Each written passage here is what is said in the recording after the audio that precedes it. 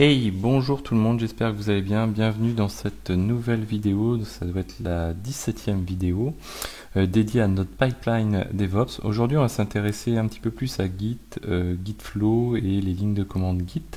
Donc c'est simplement un rappel pour que tout le monde soit au niveau. Le but étant à chaque étape du pipeline d'être un petit peu à l'aise, ou en tout cas de savoir comment fonctionne le principe et pas de faire simplement du copier-coller de ce que je montre dans les vidéos. Donc aujourd'hui Gitflow, je vous en ai déjà parlé, pardon. Gitflow, son principe, le but c'est d'organiser le développement quand on travaille soit à une personne, mais soit aussi à plusieurs personnes. Donc c'est une manière d'organiser les équipes de développement notamment. Son principe, c'est simple, c'est de travailler avec 4 branches, des branches de feature de développeurs. Donc en gros, c'est la branche, cette partie-là à gauche. Donc on peut avoir un ou plusieurs développeurs qui vont travailler sur des features soit identiques, soit différentes. Ensuite, on a une branche de développement, c'est là où on va merger toutes les features qui sont développées au fur et à mesure. Donc on va avoir des points de convergence, par exemple ici. Donc on va avoir des merges de ces branches de features.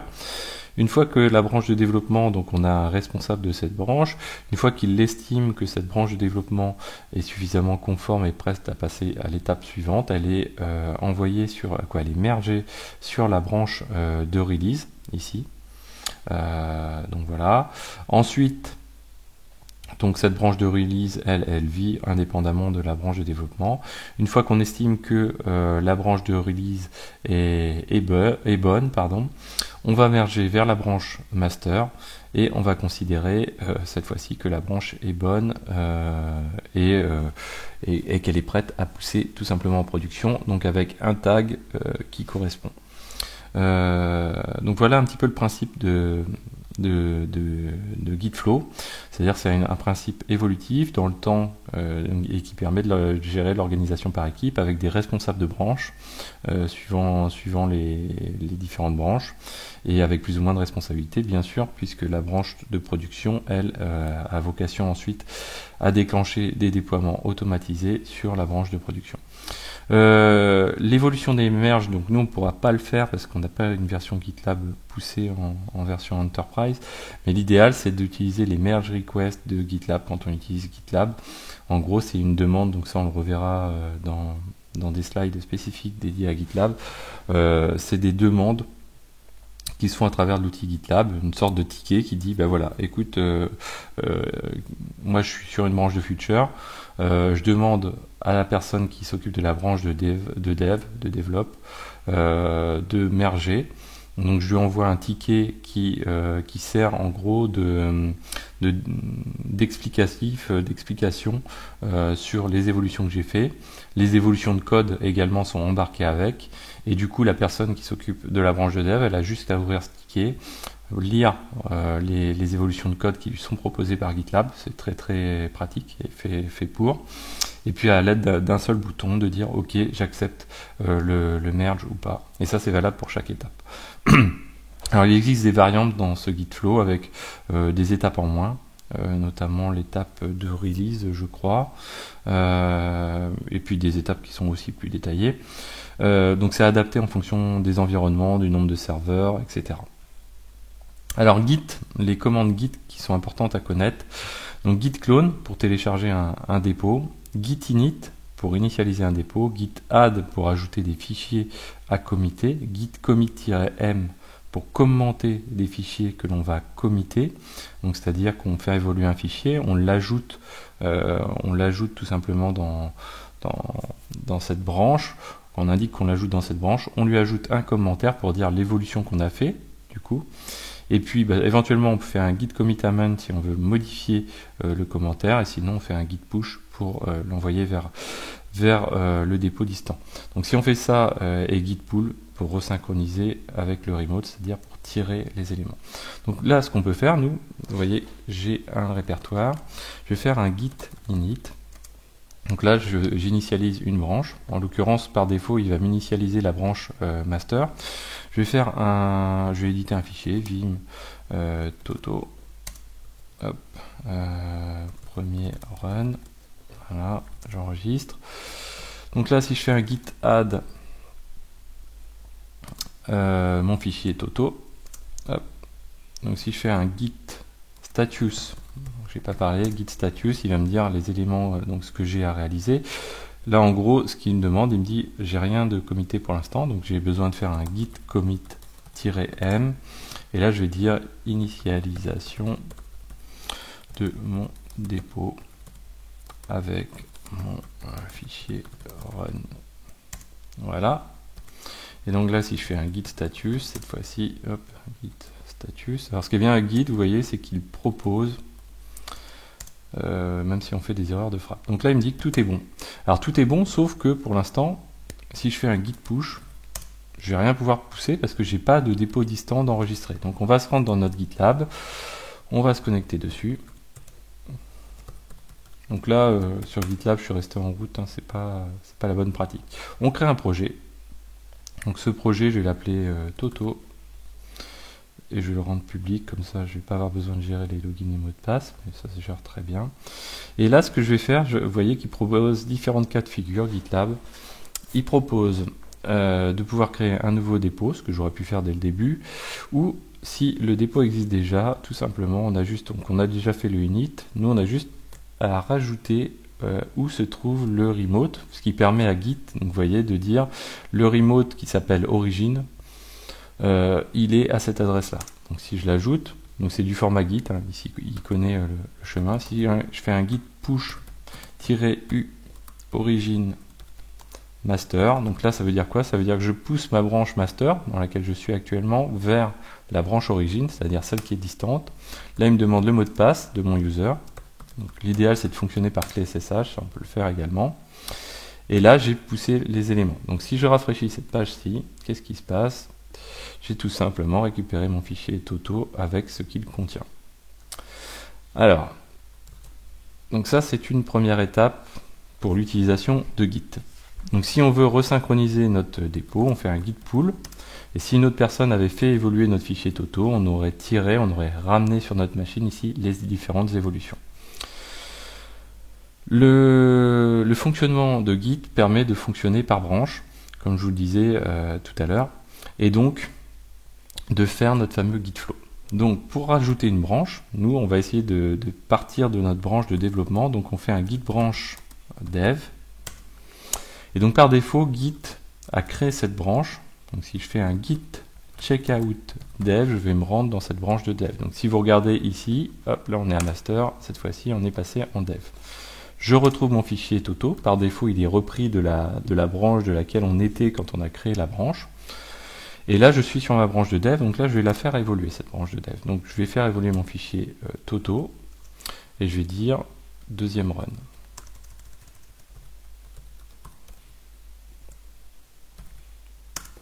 Ok, donc là si je fais un git status, qu'est-ce qu'il me dit? Il me dit écoute, ton fichier il n'a pas été ajouté pour l'instant, et il n'est pas prêt d'être commité. Donc je fais un git add Toto, et là je fais un git commit comme on l'avait fait lors de la vidéo, tout à l'heure, et là je vais dire enregistrement du deuxième run. Alors l'idéal dans les commits c'est d'être quand même très explicite pour que des gens qui reprennent les choses puissent facilement retrouver les éléments. Et là je vais pouvoir faire un git push comme on l'avait fait tout à l'heure, sauf que là vous voyez que j'ai oublié de faire le git push-u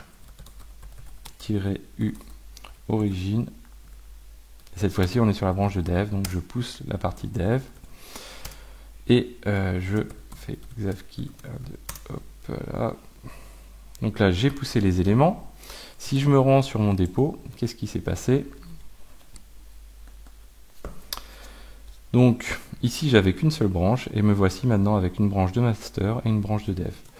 Ok, très bien. Donc maintenant on va fonctionner en mode en mode git flow, pardon. Donc si je suis en mode git flow, il me manque ma branche de recette, donc je vais faire un git branche recette. Ensuite git checkout, donc ça va me permettre de me déplacer dans cette branche de recette.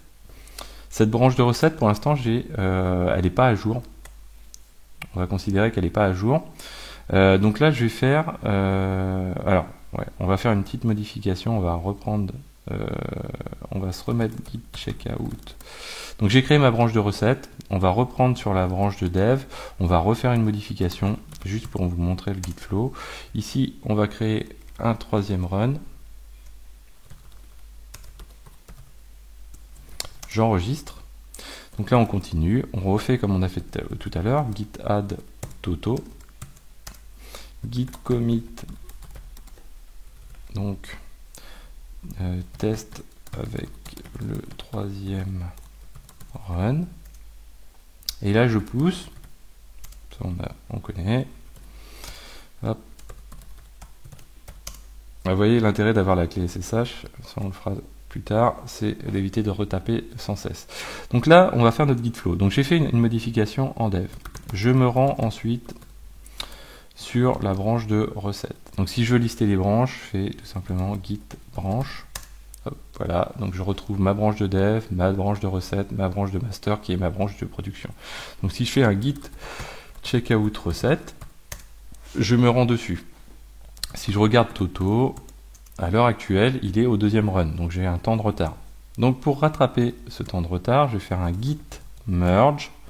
Donc pour faire l'étape suivante, passer de cette branche de dev ici à la branche de release ici. Donc on va pousser on va récupérer notre modification, plutôt le tirer. Et je dis que je merge dev. Là, qu'est-ce qu'il me répond? Il me dit, ok, du coup, j'ai récupéré des éléments sur Toto. Et il me dit, j'ai fait deux modifications, un ajout et une suppression. Très bien, si je me rends dans Toto cette fois-ci, là, j'ai bien le troisième run. Ok. Donc là, je pousse ma modification. Alors pour l'instant, git push-u origine recette. Voilà.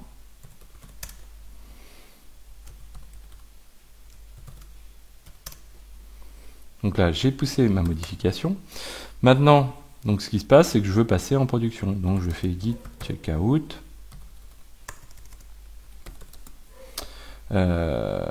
Master, pardon. Et là, je suis bien. Donc là, je vais faire un git. Donc là, je suis resté sur mon Toto, cette fois-ci du premier run. Vous voyez que je suis quand même... Là, j'ai 2 temps de retard. Donc je vais faire un git merge de recette. Hop, voilà. Je fais un git push. Hop. Git push. Voilà. Route.